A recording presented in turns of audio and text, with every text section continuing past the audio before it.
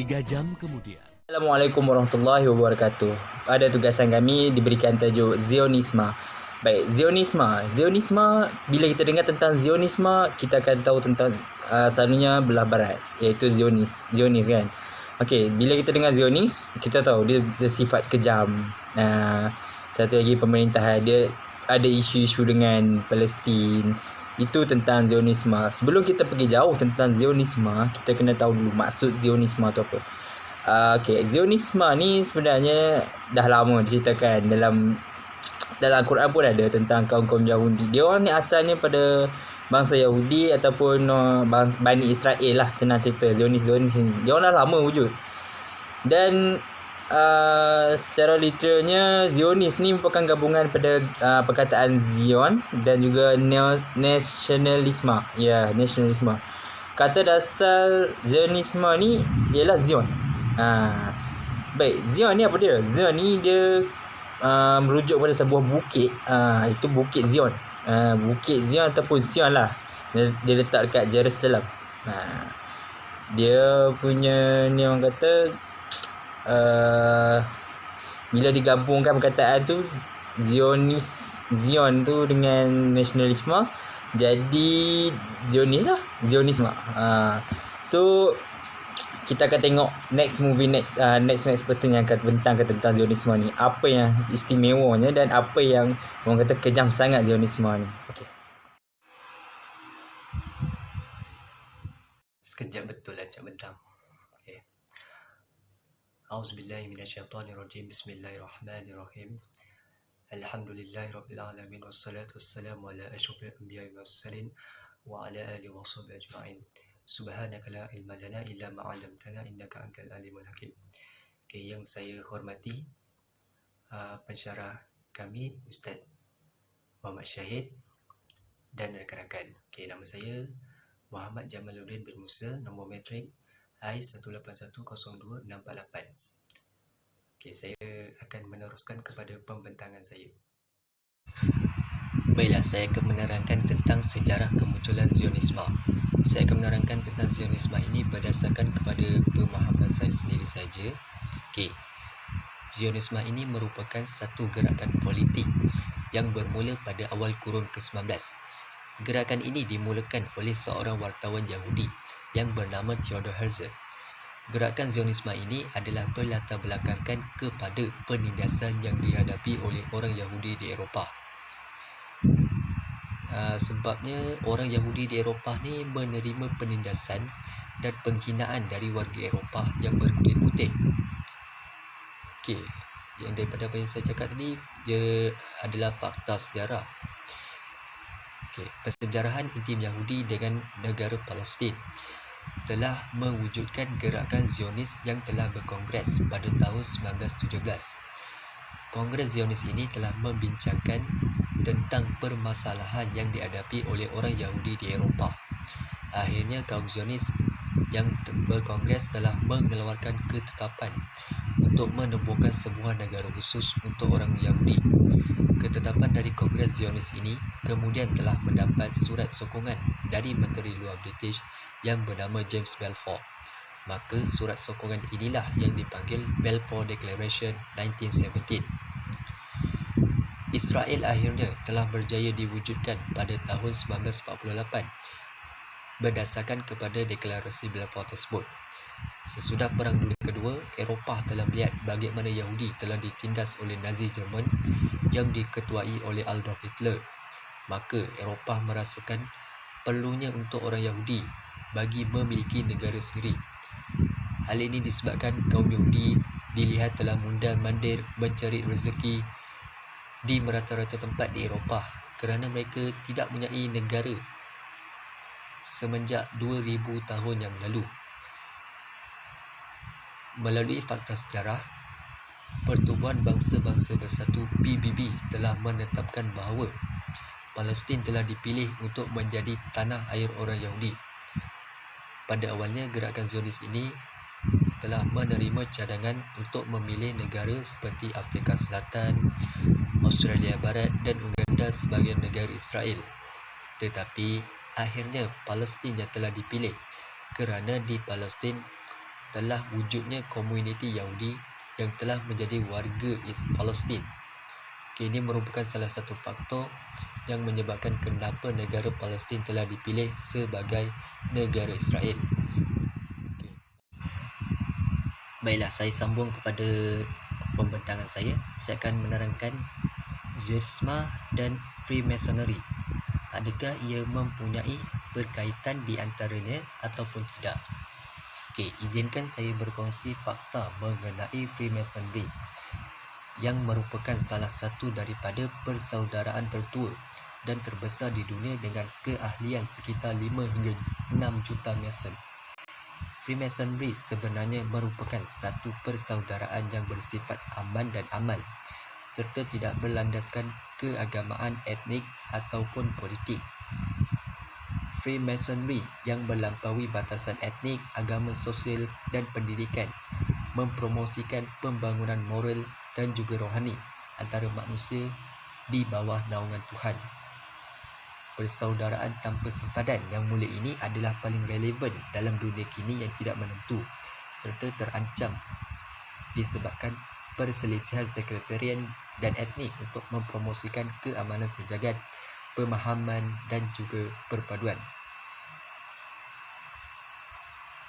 Antara 3 prinsip utama Freemasonry ialah persaudaraan atau brotherly love, bersifat toleransi dan ramah antara satu sama lain, kebajikan atau belief, melakukan kerja amal dalam kalangan ahli serta komuniti secara umumnya, dan kebenaran atau truth, menuntut kebenaran dalam semua perkara, mengamalkan integriti dalam tindakan harian dan mematuhi standard moral yang tinggi.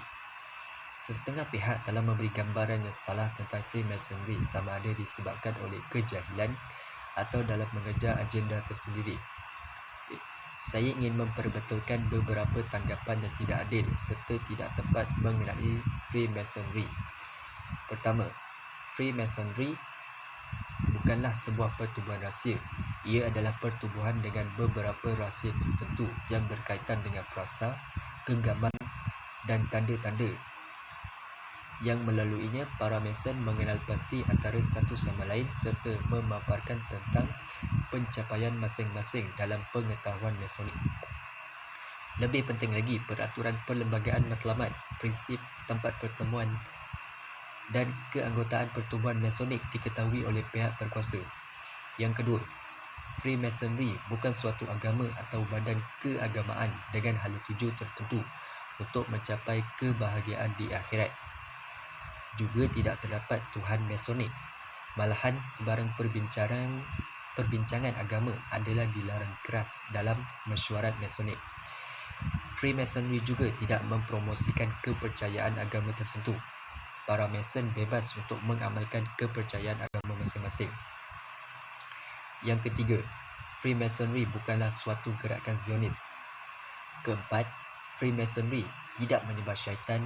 Tidak ada sebarang upacara pemujaan syaitan dalam mesyuarat Masonik. Selain itu, apa-apa yang diperjuangkan oleh Freemasonry adalah antitesis ajaran syaitan, yakni kejuaraan kebaikan menentang kejahatan, keadilan menentang ketidakadilan dan cinta persaudaraan menentang intoleransi dan kebencian. Yang terakhir, Freemasonry bukan merupakan suatu perintah dunia rahsia yang cuba menegakkan ketuanan global. Secara ringkasnya, Freemasonry bukanlah sebuah organisasi politik maupun agama. Freemasonry ialah organisasi sosial dan persaudaraan yang mempromosikan persaudaraan, keamanan, kebebasan beragama, integriti, standard moral yang tinggi dan kewarganegaraan yang baik. Daripada sini kita boleh menilai sendiri sama ada Zionisme dan Freemasonry itu mempunyai perkaitan ataupun tidak.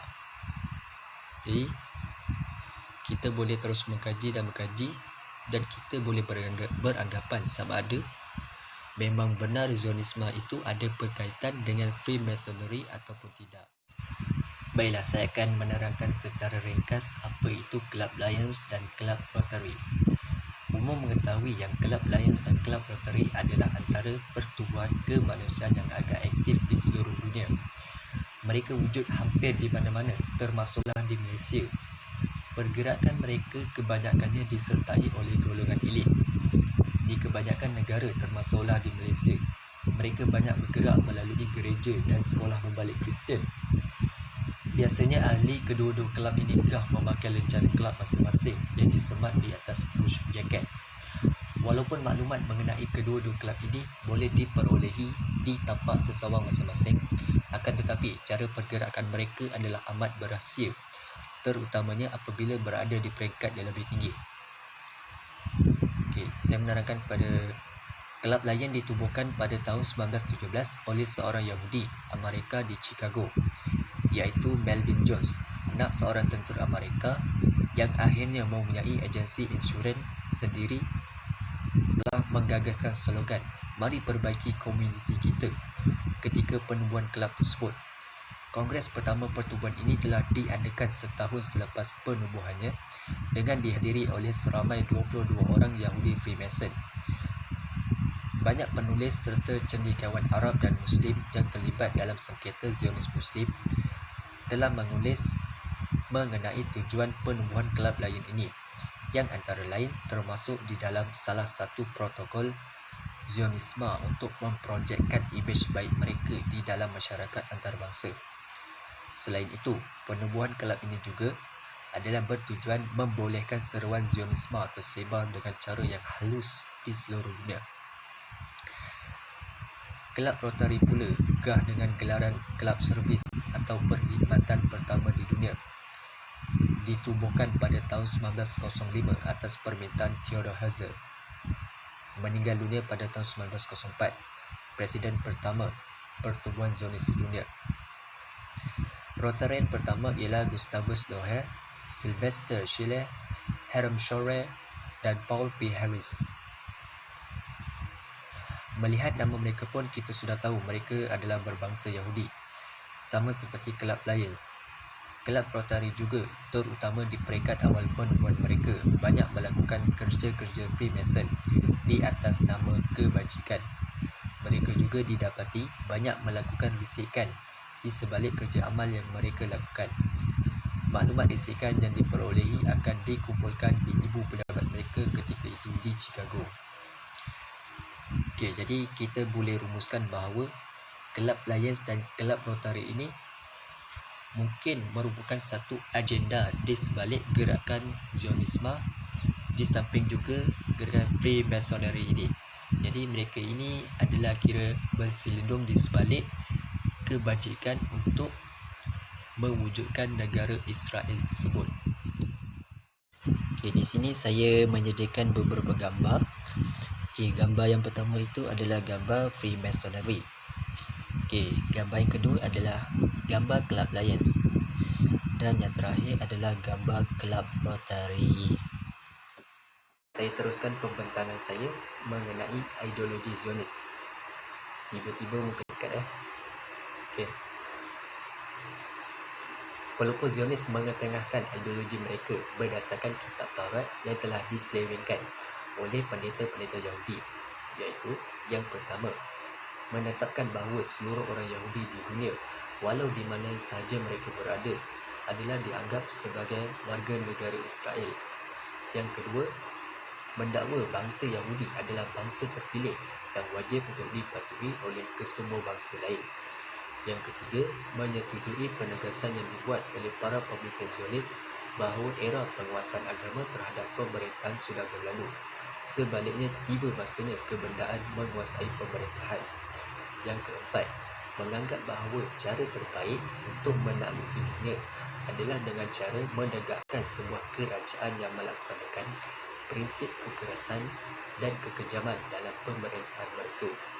Yang kelima, meyakini bahawa orang-orang Yahudi adalah bangsa pilihan yang digunakan oleh Allah SWT, keistimewaan yang tidak terdapat pada bangsa-bangsa yang lain. Kita teruskan kepada bab seterusnya, iaitu karakteristik atau ciri-ciri mengenai Zionisme ini. Pembacaan yang teliti terhadap isi kandungan protokol-protokol ini mendapati bahawa pemimpin Zionis memfokuskan usaha mereka terhadap aspek politik, ekonomi, akhlak, dan intelektual serta penguasaan media. Ini berikutan, keempat-empat ini merupakan tunjang pada kekuatan sesebuah negara bangsa. Yang pertama, karakteristik pertama, mencatur politik dunia.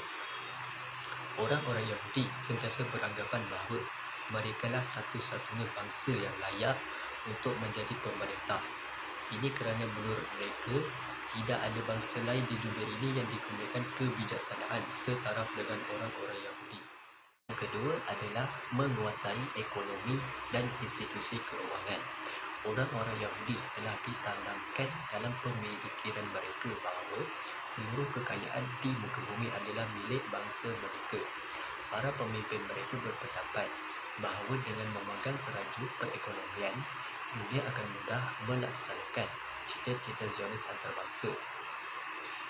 Bagi mencapai maksud tersebut, Zionis dengan bantuan ahli ekonominya akan menawarkan pelbagai cara, kaedah dan teori ekonomi.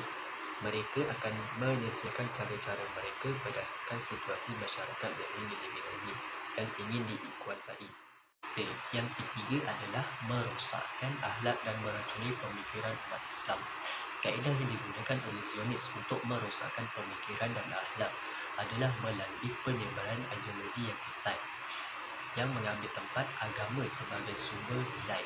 Kesemua ideologi ini disebarkan oleh anak didik mereka sama ada yang berketurunan Yahudi ataupun tidak. Antara tokoh penting yang memainkan peranan ini ialah Sigmund Freud, Emil Durkheim dan juga Karl Marx. Okey, yang terakhir ialah menguasai media massa. Media massa adalah yang terakhir adalah menguasai media massa.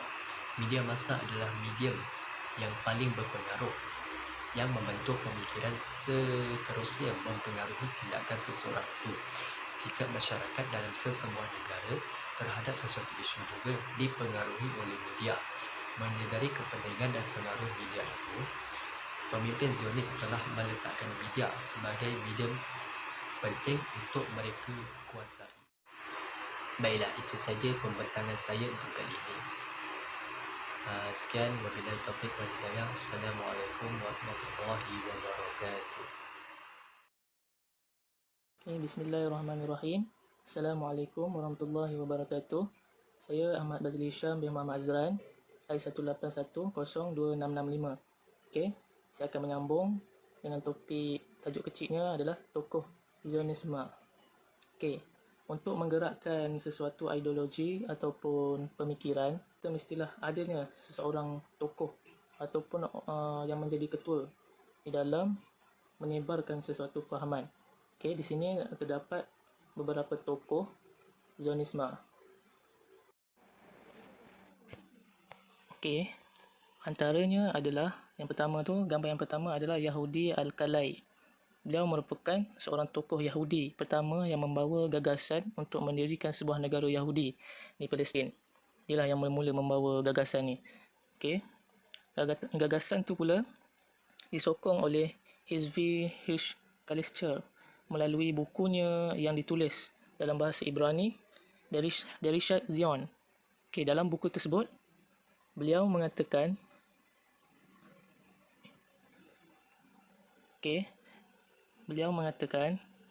ada kemungkinan negara Yahudi akan didirikan di Palestin. Di situ merupakan sokongan dia lah kepada gagasan tu. Seterusnya adalah Theodor Herzl. Okey, Theodor Herzl ni dia adalah bapa Zionisme. Kenapa dipanggil begitu? Kerana gagasan Zionisme ini mula memperlihatkan konsep yang jelas apabila muncul dia ni. Dia telah menyusun doktrin-doktrin Zionisme dan menjadikan Zionisme sebagai gerakan politik. Okey, bukan itu saja. Beliau juga menyemarakkan pemikiran Zionisme itu di dalam kalangan bangsa Yahudi dalam melalui beberapa perkara. Banyaknya adalah melalui buku beliau yang bertajuk Der Judenstaat yang membawa maksud negara Yahudi. Okey.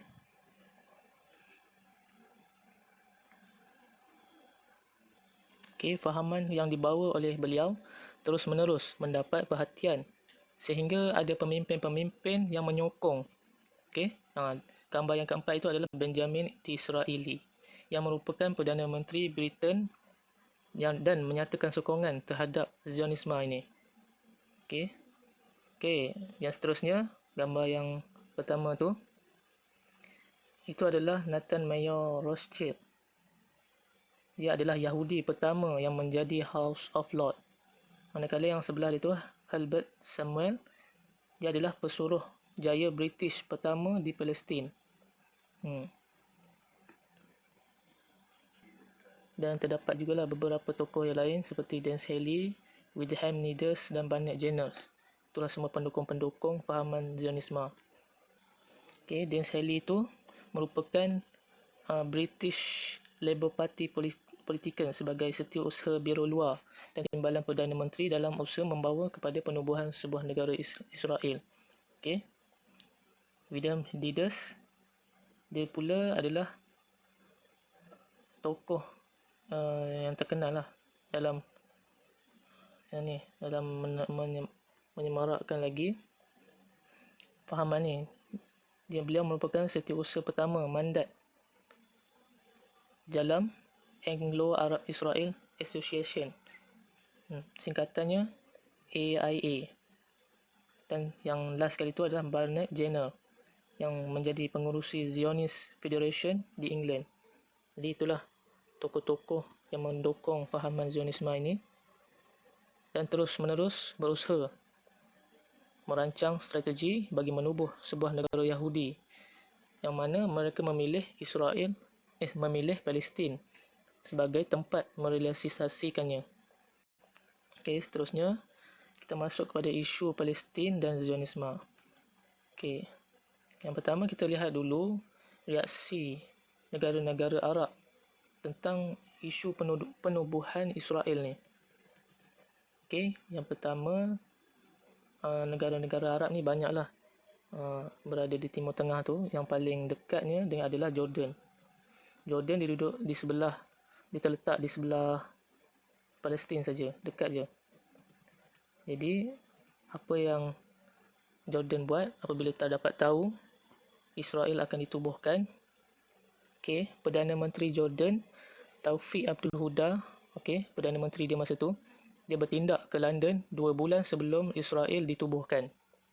Okey, beliau dah pergi ke London dan beliau berjumpa dengan Ernest Bevin yang merupakan Menteri Luar Negeri Inggeris untuk membincangkan isu Palestin. Okey, beliau menyatakan tidak bersetuju dengan isu tersebut. Dan beliau juga menyatakan akan membantu Palestin kerana ingin menghapuskan penguasaan Zionis di bumi Palestin. Disebabkan itu, Ernest Bevin bersetuju dan mengingatkan Perdana Menteri Jordan supaya tidak menyerang mana-mana daerah yang diperuntukkan untuk orang Yahudi di situ. Jadi kita dapat tahulah di situ Jordan hanya boleh mengawal beberapa daerah saja di Palestin. Dia tak boleh nak tolong semualah. Ada syarat-syarat dia. Dan itu taklah usik tempat yang dikhususkan untuk orang Yahudi. Okey. Namun apa yang dibuat oleh Jordan itu tak bertahan lama. London memerintahkan supaya pasukan Jordan keluar daripada tanah Palestin sebelum 14 Mei 1948. Oleh dengan itu, Jordan pun akur dan keluar daripada tanah Palestin itu untuk keselamatan negara mereka lah. Tarikh keluarnya Jordan, anggota-anggota Jordan daripada Palestin tu adalah sehari sebelum diiktiraf Israel sebagai negara. Okey, pada 15 Mei 1948 di Palestin. Okey, seterusnya kita tengok pula reaksi Arab Saudi apabila isu penubuhan Israel ni dihangatkan. Disebabkan Raja Abdul Aziz pada ketika itu mempunyai hubungan baik dengan British. Jadi dia pun membantu warga Yahudi ke Palestin. Arab Saudi menyambut baik permintaan Presiden Amerika Syarikat iaitu pada masa itu Harry S. Truman dalam menyokong tertubuhnya negara Israel di Palestin. Kerjasama ini adalah kerana Amerika Syarikat bersedia membiayai projek perluasan jalan kereta api di Arab Saudi.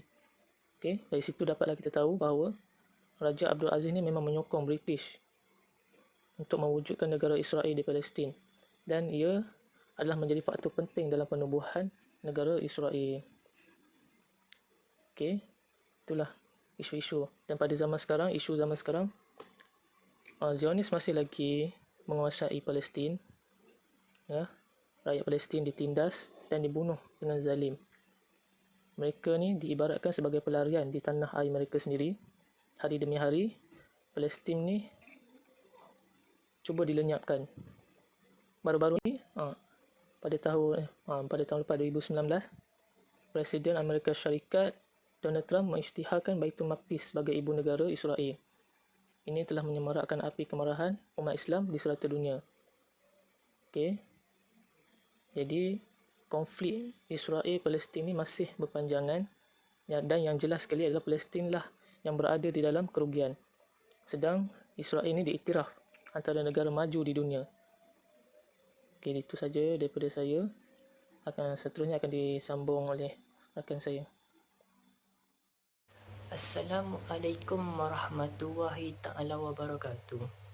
Saya bernama Megat Syarul Naim bin Megat Ismail, bernama kat Madrid I18102902, akan menjelaskan tentang implikasi Zionis di Palestin dan juga pandangan umat Islam terhadap Zionis. Di antara implikasi Zionis yang saya akan menjelaskan adalah mengiktiraf Palestin sebagai tanah air kaum Yahudi. Apabila kita melihat sejarah bagaimana sekecil kelompok kaum Yahudi yang berada di bumi Palestin, sehinggalah sebesar-besar kelompok kaum Yahudi yang berada di situ, ini akan memberi kesan yang besar kepada rakyat Palestin itu sendiri, kerana mereka duduk dalam keadaan ketakutan yang dikelilingi oleh golongan Zionis yang kejam.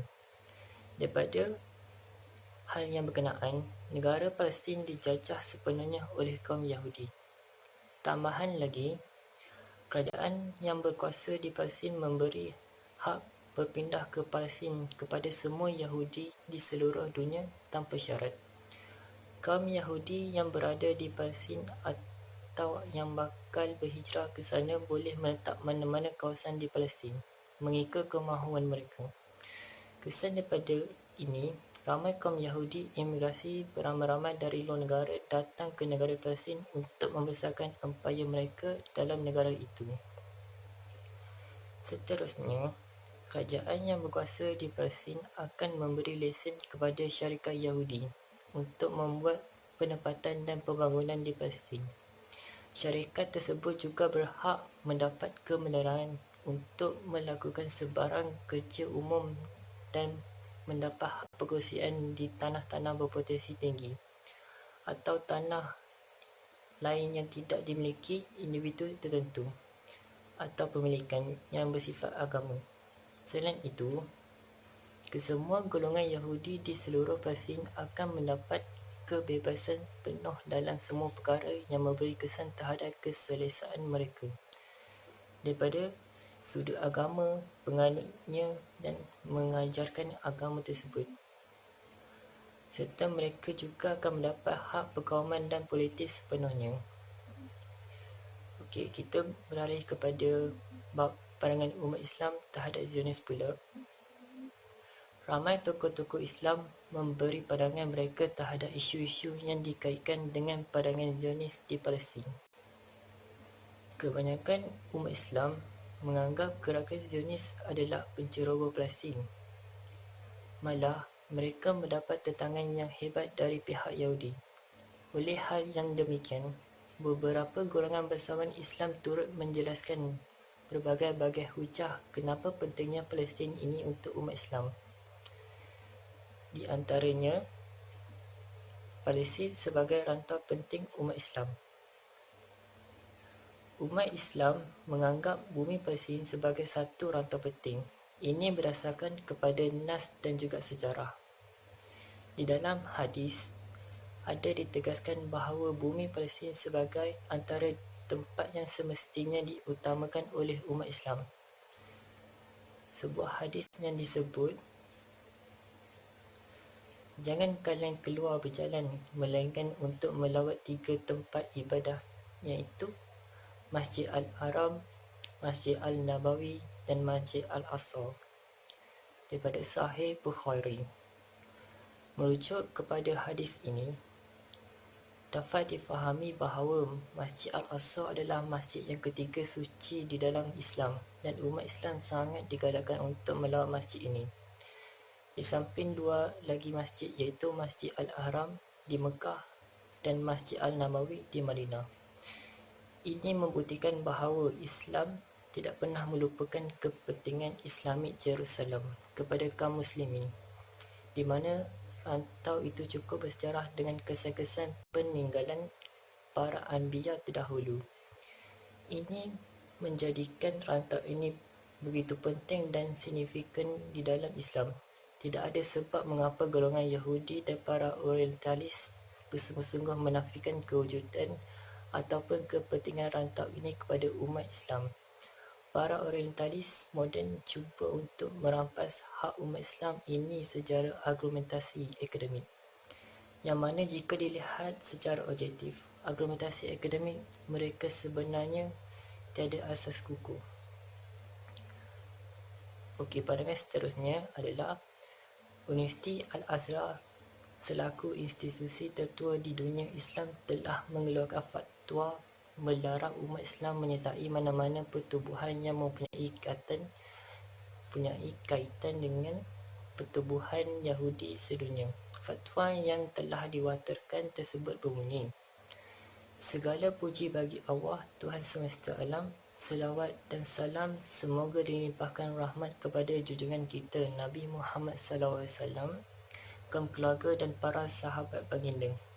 Agama Islam dan kaum muslimin tidak pernah berhenti diserang oleh musuh yang jumlahnya tidak terhitung menggunakan pelbagai senjata berbentuk fizikal maupun intelektual. Mereka hendak melakukan tipu daya terhadap Islam dan umatnya, tetapi Allah sentiasa menolong dan meninggikan mereka sebagaimana Allah berfirman dalam surah Ali Imran ayat 54. Auzubillahi minasyaitonirrajim. Bismillahirrahmanirrahim. Wa makaru wa makarallahu wa huwa khairul makirin. Maksudnya, dan mereka membuat tipu daya dan Allah juga membuat tipu daya, dan sesungguhnya Allah adalah sebaik-baik membuat tipu daya terhadap mereka.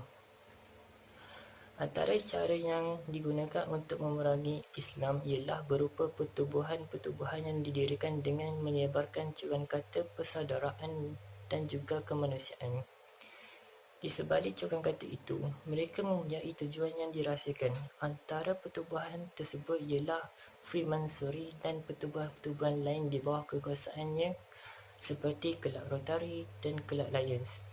Kedua-dua pertubuhan ini merupakan pertubuhan yang paling bahaya kerana didalangi oleh golongan Yahudi dan pertubuhan Zionis untuk menguasai dunia. Mereka berusaha untuk menghancurkan semua agama, menyebarkan keruntuhan akhlak dan moral serta memperalahkan rakyat tempatan untuk menguasai negaranya atas nama kemanusiaan. Maka diharamkan bagi kaum muslimin untuk menyertai pertubuhan-pertubuhan ini dan mengelakkan diri daripada bersikap seperti Pak Turut dalam menghadapi setiap seruan. Setiap Muslim wajib mengikuti perintah Rasulullah SAW yang telah bersabda, tidak selanjutnya salah seorang di antara kamu bersikap seperti Pak Turut yang berkata, aku bersama-sama dengan sekelompok manusia, tetapi hendaklah kamu menjadi seorang penduduk, iaitu rakyat yang baik.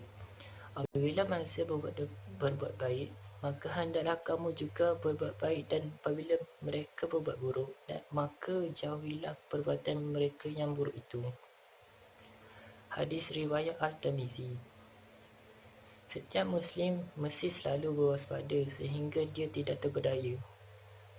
Orang-orang Islam sudah memiliki pertubuhan sendiri yang jelas turut dan matlamatnya. Kata-kata ini telah disebut oleh Abu Islam Ahmad Abdullah. Okey, pandangan seterusnya adalah berkaitan isu Palestin yang dijajah oleh Zionis bagi merealisasikan langkah pertama mereka membina Israel Raya. Para ulama telah mengeluarkan fatwa mengharamkan mana-mana penduduk menyerahkan tanah mereka kepada Yahudi Zionis. Antara isi penting teks tersebut adalah kami, para ulama yang bersidang, menandatangani wathikah ini bagi menjelaskan kepada seluruh kaum muslimin bahawa orang Yahudi adalah paling keras pemusuhannya terhadap orang-orang yang beriman. Mereka telah merampas tanah Palestin, menceroboh kehormatan kaum muslimin dan menghalau para penduduknya serta mencemarkan kesuciannya. Mereka selamanya tidak akan berhenti sehinggalah mereka dapat menghancurkan agama Islam. Kita mengetahui bahawa jihad adalah satu-satunya cara untuk membebaskan bumi Palestin. Bahawasanya tidak harus dalam keadaan apa sekalipun mengiktiraf penduduk, mengiktiraf penjajah Yahudi walaupun sejengkal terhadap bumi Palestin. Tidak diharuskan seorang pun atau mana-mana pertubuhan untuk memperagui hak Yahudi ke atas Palestin. Sesungguhnya, pengiktirafan sebegini adalah satu bentuk pengkhianatan terhadap Allah dan Rasulnya, terhadap amanah yang diwakilkan oleh umat Islam untuk memelihara dan menjaga bumi Palestin. Allah yang telah berfirman, "Wahai orang-orang yang beriman, janganlah kamu mengkhianati Allah dan amanah kamu sedangkan kamu mengetahuinya. Apakah dia pengingatan yang lebih besar daripada menjual tanah suci kaum muslimin dan menyerahkan tanah air umat Islam kepada musuh Allah dan Rasulnya serta musuh kepada keseluruhan orang-orang beriman. Sesungguhnya kami meyakini bahawa Palestin adalah bumi milik orang Islam dan akan terus kekal selamanya menjadi milik orang Islam. Bumi ini pastinya akan dibebaskan oleh pahlawan-pahlawan Islam daripada kekotoran Yahudi sebagaimana Salahuddin Al-Fatih pernah membebaskan daripada tentera salib." Fatwa ini telah ditandangani oleh 63 ulama seluruh dunia. Pandangan Islam yang terakhir adalah Prof. Dr. Yusuf Al-Qaradawi, iaitu Presiden Kesatuan Ulama Islam Sedunia, sejak dahulu dengan tegas menolak sebarang usaha yang boleh menguatkan kedudukan negara haram Zionis. Beliau telah menegaskan dalam fatwanya di stesen televisyen Al Jazeera pada Jun 2002 dalam kempen pengharaman perjanjian damai dengan Israel. Beliau menegaskan, "Saya telah keluarkan fatwa sejak bertahun lalu tentang pengharaman perjanjian damai dengan Israel. Fatwa ini tersebar luas dalam media massa. Saya telah membincangkan perkara ini dengan para ulama besar dan sebahagian mereka menolak fatwa ini. Mereka menyatakan bahawa kaum muslimin boleh melakukan kejahatan senjata dan menghentikan peperangan dengan musuh." Penegasan Al-Qaradawi tersebut bermaksud menafikan sebarang pengiktirafan umat Islam terhadap negara haram Zionis. Tambahan pula, perdamaian yang dimaksudkan dalam konteks umat Islam dan Yahudi adalah perdamaian palsu yang sentiasa dimungkiri oleh Yahudi. Cukuplah sejarah menjadi bukti bagaimana pencabulan demi pencabulan orang-orang Yahudi terhadap perjanjian mereka bersama Rasulullah SAW. Al-Qaradawi juga menegaskan kewajipan umat Islam untuk memboikot apa sahaja produk yang dikeluarkan oleh Zionis. Beliau menegaskan, tidak memboikot Israel bukan sahaja haram, tapi merupakan dosa besar yang berlawanan terhadap syariat Islam. Beliau menutup bicaranya dengan menyatakan bahawa umat Islam di saat ini mengalami kelemahan dari aspek penguasaan media massa. Hal ini memberi kelebihan kepada golongan Yahudi Zionis untuk menyebarkan dakwah dan kepastian mereka ke seluruh dunia. Al-Qaradawi juga masih teguh dengan fatwanya yang tidak membenarkan umat Islam menziarahi Baitul Maqdis kerana masih dikuasai oleh Zionis. Dalam perjumpaannya dengan Mufti Baitul Maqdis, Syekh Ikrimah Sabri pada Februari 2014, Al-Qaradawi menegaskan bahawa menziarahi Baitul Maqdis bermaksud mengiktiraf hak Zionis seterusnya menyumbang kepada kekuatan ekonomi mereka. Okey, itu saja daripada saya.